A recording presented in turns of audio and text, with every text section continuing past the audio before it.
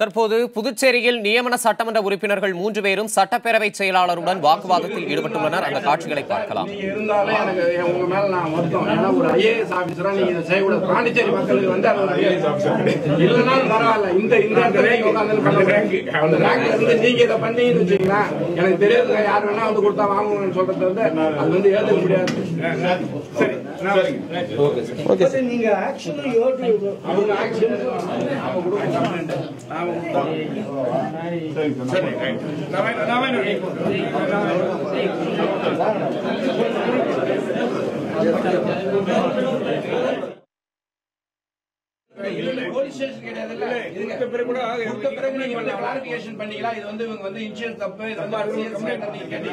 தற்போது புதுச்சேரியில் நியமன சட்டமன்ற உறுப்பினர்கள் 3 பேரும் சட்டப்பேரவை செயலாளருடன் வாக்குவாதத்தில் ஈடுபட்ட காட்சிகளை பார்த்துக் கொண்டிருக்கிறோம். கூடுதல் விவரங்களை வழங்க நமது புதுச்சேரி செய்தியாளர் ரகுமான் இணைப்பில் இருக்கிறார். அவரிடம் கேட்கலாம். ரகுமான், பேரவை செயலாளரோட 3 நியமன உறுப்பினர்களும் இப்ப வாக்குவாதத்தில் ஈடுபட்ட காட்சிகளை பார்த்தோம். அவங்க என்ன பேசினாங்க? இந்த வாக்குவாதத்துக்கு என்ன காரணம்?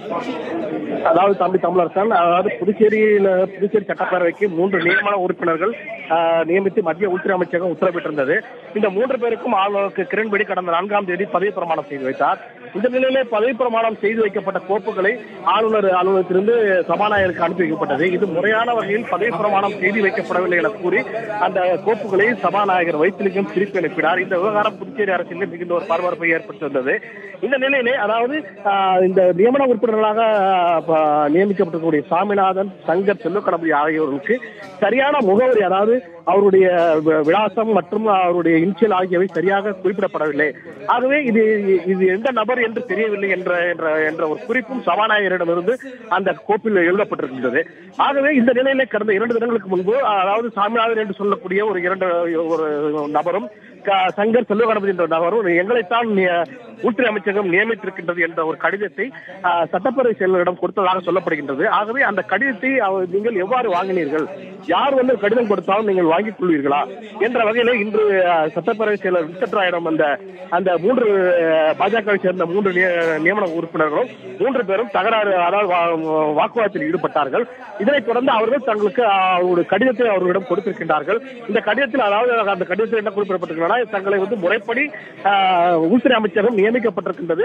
உள்துறை அமைச்சகத்துடைய சட்ட விதிகளுக்கு உட்பட்டு ஆளுநர் கிரண்பேடி தங்களுக்கு பதவி பிரமாணம் செய்து வைத்திருக்கின்றார். ஆகவே இதில் சட்ட விதிகள் எதுவும் மீறப்படவில்லை. ஆகவே இதில் சபாநாயகர் விதிமுறைகளை மீறி இந்த கோப்புகளை திருப்பி எடுத்திருக்கின்றார். ஆகவே இந்த விவகாரத்தில் சட்டப்பேரவை செயலாளரான நீங்கள் எந்த விதமான நடவடிக்கைகள் எடுப்பீர்கள் என்று குறித்து அவர்கள் தற்போது அங்கு வாக்குவாதத்தில் ஈடுபட்டிருக்கிறார். இதனைத் தொடர்ந்து அவர்களுக்கு கொடுத்த அந்த கடிதத்தை அவர் சட்டப்பேரவை செயலாளர் பெற்றுக் கொண்டிருக்கிறார். தற்போது இதன் பிறகு இவர்கள் என்ன மாதிரியான போராட்டத்தில் ஈடுபடுவார்கள் என்று போகும்போது தெரிய வரும். தம்பி தமிழரசன்.